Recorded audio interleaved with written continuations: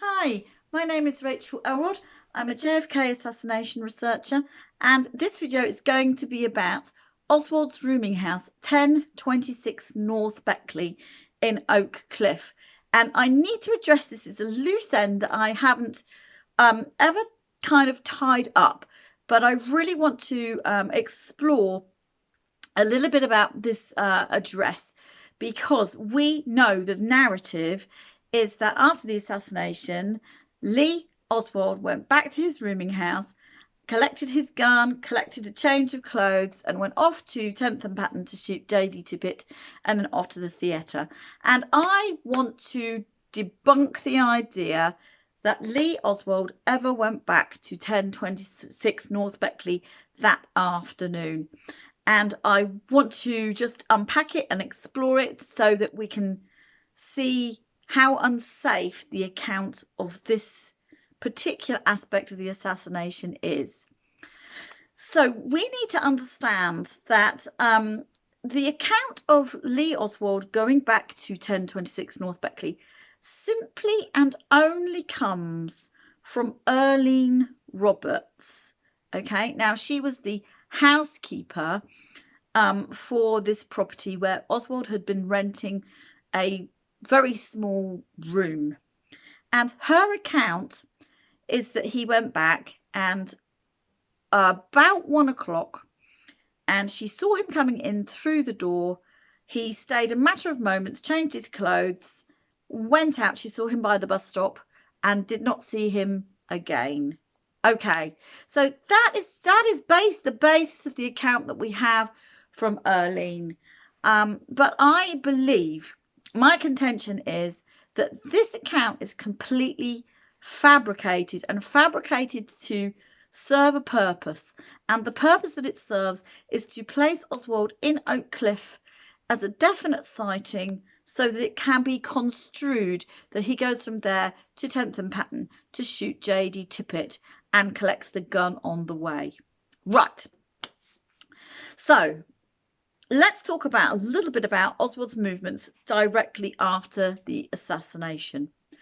There is a witness, okay, that places Lee Oswald and Jack Ruby together outside of the Texas School Book Depository minutes after the assassination has occurred. Her name is Lucy Lopez, so go and research this lady, because she knew Jack Ruby and she witnessed Jack Ruby hand over a weapon, a pistol or a revolver, a gun, anyway, whatever it was she witnessed. She witnessed a weapon being handed over by Jack Ruby to Lee Oswald outside of the School Book Depository just after the assassination. Okay? Now, she did know who Jack Ruby was, so I believe that she was not mistaken. And for obvious reasons, this lady's account has been completely sidelined by any investigation officially. The Warren Commission went to absolute lengths to never include anyone that could put Ruby and Oswald together in any context. So anybody that now is presenting any evidence of that nature is going to be hushed, silenced, or ignored. And in this case, Lucy Lopez was just ignored. She's wrong, she's mistaken. Okay. Now, there is another sighting, and we know that there are two accounts of how Lee Oswald left the plaza. One version tells us that he left the plaza in a light green Nash Rambler, which came along Elm Street, following on from the chaos of the motorcade. And he rushed down the embankment of the knoll, got into this car as a passenger, and drove off. That was witnessed by Deputy Sheriff Roger Craig, who saw this occurring from the other side of the street. And because it was the whole place was erupting in panic and chaos and traffic and all of those kinds of things, he couldn't get across the street quick enough to apprehend either Lee getting in the car or stopping the car and demanding that these people in this car climb out of the car and to be detained for questioning. He couldn't do that. It just wasn't possible for him to do that. But he still witnessed this occurring. And then there's the other account that Lee Oswald caught a bus and then he caught a cab because the bus got bogged down in the traffic, and he went back to Oakcliffe by way of the cab that dropped him off several blocks away from 1026 North Beckley, and he walked the rest of the distance, not far, a couple of blocks maybe, to his rooming house, witnessed by Arlene Roberts, and then interestingly enough stayed a matter of moments and then was witnessed by the bus stop, not seen or heard of again, in order to place him at the Tippett shooting. We know for sure that Oswald did not shoot J.D. Tippett. Now, I have done a load of other videos to explore the Tippett killing and to show that Oswald was not present, so please go and review my other videos, because all of these things, they work together in my explanation. I can't explain it all here because I would literally be reading our books to you. So this is just I'm just looking at this section of information. So we know then that there is an account of Oswald getting into the Nash Rambler, and when Oswald is in custody, we've got to remember that Roger Craig was brought into Fritz's office during his initial interrogation and asked about the car. Fritz or the interrogators there are saying to Oswald, this man saw you leave the plaza. And it's very, very interesting at this point that Oswald does not deny this fact. And his response to this is, that's Mrs. Payne's car. Don't try and drag her into this. Now, that's a very strange thing to say, because that's proffering information that they haven't got to themselves as investigators. It's pushing information forward, which any smart person knows you would not offer that to the police. You just won't do that. It's their job to interrogate it out of you, not, you know, if you feel that you're being hounded for information, most people will close up. So there has to be a reason why Oswald says that comment, and I believe that it's a pointer to the investigation to look at Ruth Payne very, very closely. So indirectly, Oswald has confirmed that this Nash Rambler is part of this scene, this scenario. Okay, now that's not the car that Ruth is driving about. Ruth Payne had a light green Chevy, so we're talking about two different vehicles here. Okay, now this is the interesting thing. Arlene Roberts messes around with her account of how she found out about the assassination. Now, she's given two separate TV interviews, and these are on YouTube, so you can go and watch these very, very closely, and I would urge you to do that. So in one of these TV interviews, she explains that she found out about the assassination because a friend of hers phoned her to tell her something had occurred, or was occurring in Dealey Plaza. Some kind of attacks, shots fired to the president. Before 1:38, nobody realised that JFK had been actually assassinated, because that was the moment when it was confirmed by Walter Cronkite. But before that, and certainly before 1 o'clock, news is starting to filter in that something has happened. Okay, so she says that a friend phoned her to tell her in the one account. And then on the other interview, she says she was watching The World Turned Upside Down. The programming was interrupted, and she found out because the TV was on and she was watching it. She found out that way. So I want to ask the question, which of these two accounts is the correct one? Because obviously the friend phoning her to tell her would have found out the exact same point in time as she would have found out from watching the same TV programme. Okay, so she wouldn't have found out that way from the friend to turn the television on and to tune in to find out, because she was already watching television. So what is the truth there? So there's two accounts. It's a fudge. Furthermore, she explains that when Lee bustles through the door at around 1 p.m, she's fiddling with the TV to try and get it to work. So can you see that these accounts don't quite fit? There's something not quite right about the way she's telling this scenario, this account. I'm concerned that this means that this account is unsafe.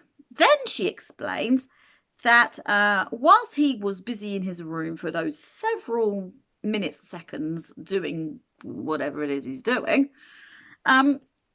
she notices and is distracted by a police car, which she explains later is not a squad car, beeping very specific on the horn outside the window, as though it's a signal for Oswald to come out. And then the car drives off. But then she sees Oswald later at the bus stop. He's not picked up by this squad car, which is very interesting. And she's saying that there's two police officers in that car, but she can't remember the number of this car. And she then suggests a number. It might have had a 1 in it. Well, Tippett's car was number 10. So she's not clear about this number of this car. It doesn't seem to add up to any car that she kind of can remember or recognise. And she's saying, these are not the police officers that I know. Now, Erlene did at one point work for the Dallas Police Department and did have some kind of community relationship with police officers. And it seems as though sometimes some of these police officers were paying her a short visit to 1026 North Beckley, or even her own home. And they would do so by beeping their horn, beep, beep, beep, in a specific way. Now, again, this is unsafe, because if you are receiving regular visitors and you understand that they have their specific way that they beep or toot or knock on the door, you get to know over a period of time that knock. So their rhythmic knocking or tapping or beeping or whatever it is specific. It's like a signature to that individual. So you can be sitting and it distracts you and you say, oh, that's so-and-so at the door because I recognise the knock. So for her to say these police officers beeped on the horn kind of like they always do in that particular fashion, and then not to recognise these police officers, it doesn't add up. It doesn't add up. Then we have the situation where she explains that the police come to look at 1026 North Beckley as a place of interest because obviously Oswald's room is there at around 3 p.m. in the afternoon. And it is very unclear how the police get to find and identify 1026 North Beckley as an address for Oswald. At this point, it seems to me to be very, very close time-wise to be able to do this. So I have thought about this quite a bit, and I believe that it links into the timeline when the officers Rose and Stovall go to Ruth Payne's house. Now, I've made a video about this particular aspect of the investigation because there's a 40-minute wait down the street, which I believe is fabricated, and fabricated for good reason, that they didn't actually wait 40 minutes down the street, which puts them in that Ruth Payne garage at 2:45. Okay, at the very earliest, to 10 p.m. at the 2:50 p.m. at the very, very earliest.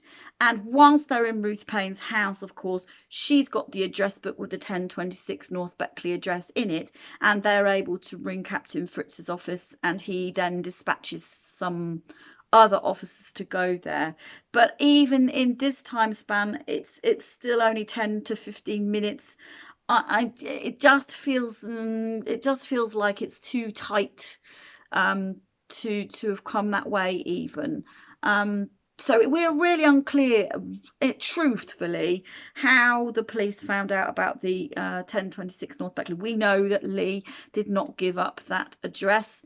When they asked the TSBD for his address, his Ruth Payne Irving address was on the employment card, not 1026 North Beckley. So it's very unclear how these police officers get to find this out, and I'm still investigating that. So if anybody has a definitive answer to that, I would really like to know, because I've tried to find it and I so far can't, but maybe one day. Now Oswald, we know, was wearing a tan brown jacket. And we know from our research that he was wearing that tan brown jacket because he is in Altgen 6, that famous photo in the doorway. That is Oswald. It is not Billy Nolan Lovelady. We have identified that. My lovely Richard identified that as being Oswald with 77 points of reference. So we know that he was wearing the tan brown overshirt. So he did not go back to North Beckley to put on a white jacket and then stuff that white jacket under a parked car close to the Tippett killing scene. And in actual fact, the Warren Commission have gone out of their way to try and link this white jacket to Oswald through different means. And in actual fact, when you unpick that, there is no evidence to suggest that that white jacket that they found under a parked car there is anything whatsoever to do with Lee Harvey Oswald whatsoever. None at all. None at all. It's a pure assumption. A pure assumption. It could have belonged to a teenage boy that stuffed it there 4 hours early, for all we know. We just don't know. We don't know they pummeled Linnie May to make the connection between Oswald and the white jacket as well, and they were definitely funneling the line of questioning about this silly, stupid jacket. Anyway, so I'm fairly sure that Oswald did not wear that white jacket. Ruby has given him the gun. We know from our research that he had gone back to Irving to collect a satchel bag of things the night before, because he was going to make an escape. He was going to go to Redbird Airfield, so he had everything he needed. So I'm asking the question, why would he even need to go back to 1026 North Beckley? There seems to be no reason to do so. And if you are aware that you are being set up for the murder of the president, you avoid your known places, your associated addresses. You avoid that like the plague.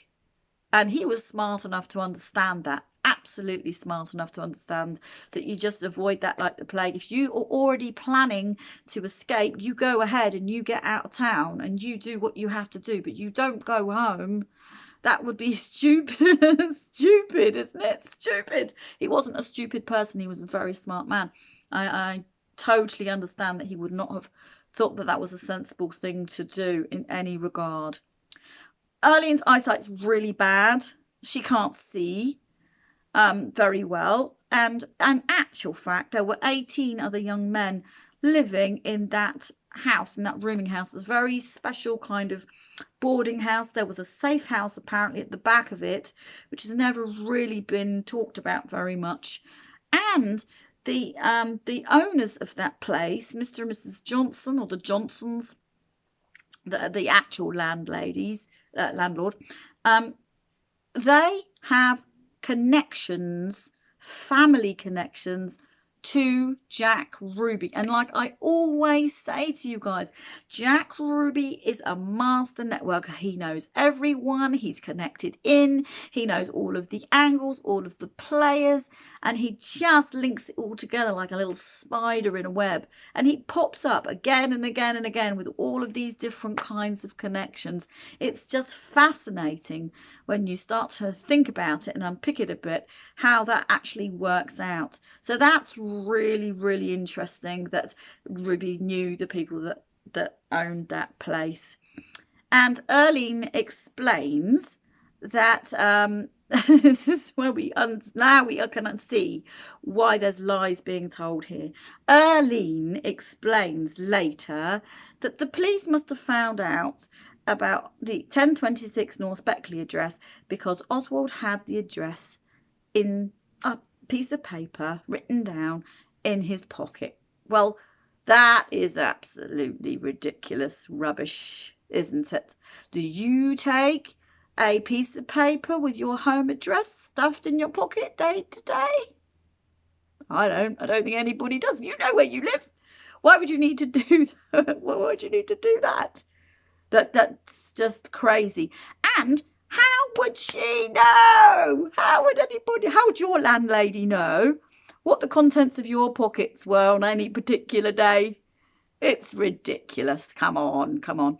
So we can see that it feels like a pummeled story that's been put together really badly. Here's the absolute proof, though. The absolute rub of how we know that this account is fabricated. There is an account of Lee Harvey Oswald at the Tidy Lady Laundrette at 1 p.m.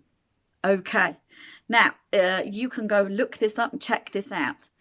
A couple called Charles and Oda Pennington were at the Tidy Lady Laundrette. They see a young man pull up in a Nash Rambler, dump the car outside the Tidy Lady Laundrette, rush in an agitated state, make a heated phone call in Spanish, which Lee Oswald could speak in Spanish, and he then, after several minutes of all of that, leaves the car and moves out of the laundrette on foot. Now, that's really important, isn't it? Because Oswald leaves on foot, but he's actually, the fact that we've got now this account of this Nash Rambler pulling up, it corroborates the fact that Oswald left the plaza in the Nash Rambler. Here we go again. We've got this Rambler coming back into our account from independent witnesses, and this is much stronger than the bus and cab ride scenario, which, when you look at that scenario, is a very, very difficult mess of a thing to pick apart and to find out the truth of who saw what when and how it all occurred in what order. It is incredibly difficult, I know, because I've tried. Okay, but this seems to be so much more feasible. Now, Oswald could drive, okay? So he is using this Nash Rambler after they've gone into the, from the plaza, they've gone back. The group of people have gone back to the Holland Avenue safe house. He's changed his trousers at this point, okay? He's then got the keys and he's driven that Nash Rambler to the Tidy Lady Laundrette. He's stuffed the keys under the car or something like that. And I'm pretty sure I know who collects that car, because that car ends up back outside Ruth Payne's house later on in the afternoon. Very, very interesting, that. Okay. And the Tidy Lady Laundrette. Okay. You can research this yourself. The Tidy Lady Laundrette is 4, 5, 6 blocks maybe from the Texas Theatre.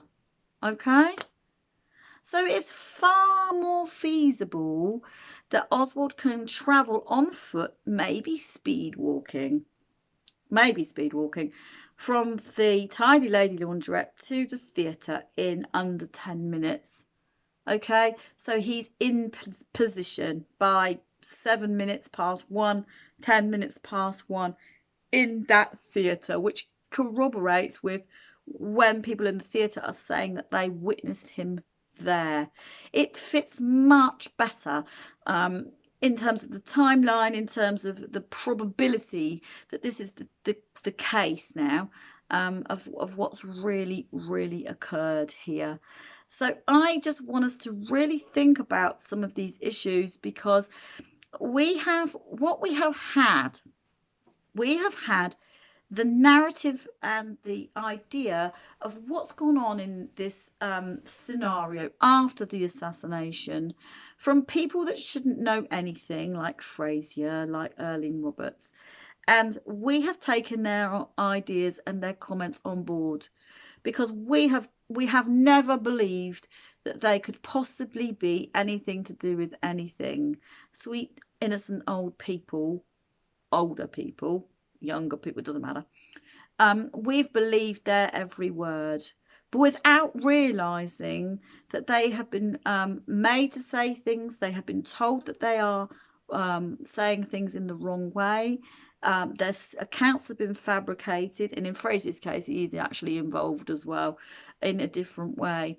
But the people's accounts, people will have been tasked in some situations to say what they've been required to say on task, and you know, they've said it and they've gone home for their tea, because this is a huge conspiracy now which has to work together to conceal the real perpetrators of this crime and to set Oswald up so completely as the sole perpetrator. So the sole perpetrator is being manufactured into position. Erling goes missing later on after her TV interviews. She most likely has a heart attack and is heart attacked out of the picture, very likely. And unfortunately she was never seen or heard of again, so we can presume that she had died in some way. And we find this again and again. But I just want to say, with all of the evidence, that we can see how it fits together, and how the other things that don't quite work lead us to ask more questions, really, don't they? And so we can see that lies have been told, and the story that we've been told just simply does not fit right. It doesn't sit right, and it doesn't fit right. And I just want us to think about these things. Now, I've detailed this account out as to why Oswald was not at 1026 North Beckley and why it's unsafe. I've looked at that, and I have written about that in my book Endgame. So please go and look on Amazon for that book, because you'll find all the information how I can how I've put it together in the whole picture of how I've explained how this assassination has occurred. Okay, so thank you for listening, and bye for now.